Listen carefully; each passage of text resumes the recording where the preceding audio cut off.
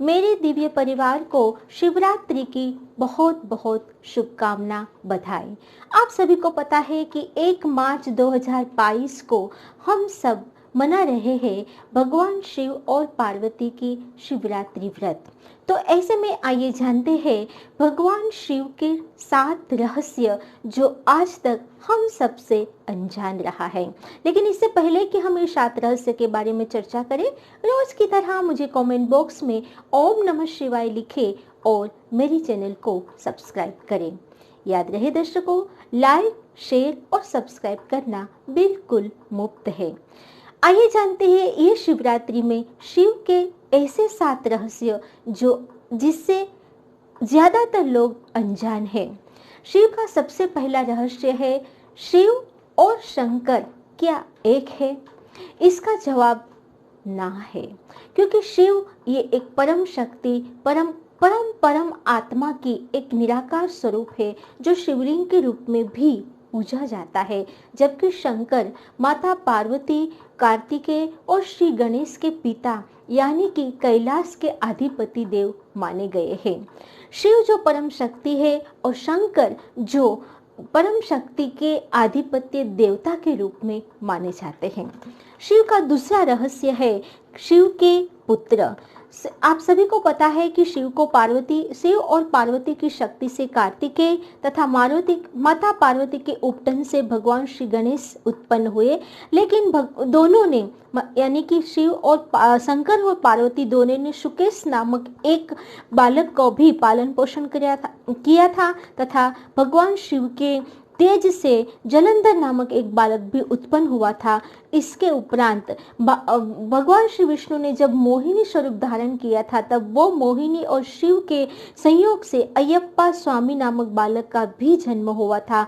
उसके पसीने से भूमा नामक बालक का जन्म हुआ था तथा अंधक और खुजा भी भगवान शंकर के पुत्र माने जाते हैं। ज्यादातर भगवान शंकर के 2 ही पुत्र का विशेष महत्व है, स्वामी कार्तिकेय और भगवान श्री गणेश। शिव का तीसरा सबसे बड़ा रहस्य है कि शिव को ही बुद्ध का अवतार माना जाता है या नहीं। मर्मज्ञ, वैज्ञानिक और फिलोसोफर ये कहते हैं कि शिव ने ही बुद्ध के रूप में पृथ्वी पर जन्म लिया था, क्योंकि पाली ग्रंथ जिसमें बुद्ध के ज्यादातर संदेश छिपे हैं, उस पाली ग्रंथ में 27 बुद्धों का उल्लेख मिलता है और उसमें भी अति प्राचीन 3 मुख्य बुद्ध के नाम बताए गए हैं। वो नाम है तणंकर, शणंकर और मेघंकर, यानी कि वो तीनों बुद्ध शंकर के अवतार माने गए हैं। शिव का चौथा सबसे बड़ा रहस्य है शिव की पत्नियां। हालांकि आप सभी को पता है कि भगवान शंकर को माता सती को ने स्वीकार किया था, लेकिन उन्होंने जब देह त्याग किया तब दूसरे जन्म में माता पार्वती के रूप में वो भगवान शंकर की पत्नी बनी और उसका गृहस्थाश्रम बड़े धूमधाम से हम सब हमारे पौराणिक कथाओं में देखते हैं। लेकिन इसके उपरांत माता गंगा, उमा और माँ काली, जो माता पार्वती के ही अलग अलग अंश माने गए हैं, उसको भी शिव की पत्नियां मानी जाती हैं।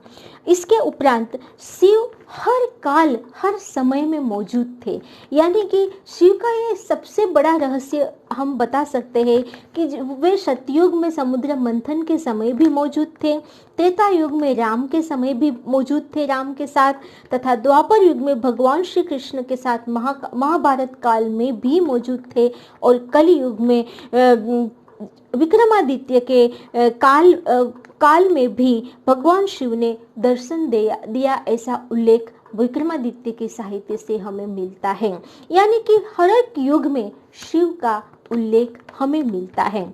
उसका 7वां सबसे बड़ा रहस्य या सबसे बड़ी उपलब्धि कहे तो ये है कि शिव सभी के आद्य पिता, सभी के आद्य गुरु के माने जाते हैं। वे वनवासी, आदिवासी, असुर, दानव, राक्षस, गंधर्व, यक्ष आदि सभी के आदि देव है, इसीलिए उसे आदि गुरु या आदि देव की उपलब्धि भी प्राप्त होती है। इसके उपरांत भारतवर्ष में दशनामी, शाक्त, सिद्ध, दिगंबर, नाथ संप्रदाय, शैव संप्रदाय, कालमुख शैव संप्रदाय, कापालिक, कालदमन आदि शिव के ही अवतार माने गए हैं। भारतवर्ष में जितने भी सूर्यवंशी, चंद्रवंशी, अग्निवंशी और नागवंशी हुए, वे सारे ही वंशी शिव की परंपरा को मानने वाले बताए गए हैं। यानी कि शिव हर जीव में, हर युग में, हर जाति और प्रजाति में पाए जाते हैं। इसीलिए ही भगवान शंकर को आदि गुरु, आदि पिता और देवों के देव कहा गया है। आशा रखती हूँ कि शिव के ये 7 रहस्य आप सभी को पसंद आए होंगे और ऐसे ही हिंदू धर्म के अनेक जो हमारे शास्त्रों में लिखी गई बातें हैं उसे जानने के लिए देखते रहिए दिव्य होम। नमस्कार।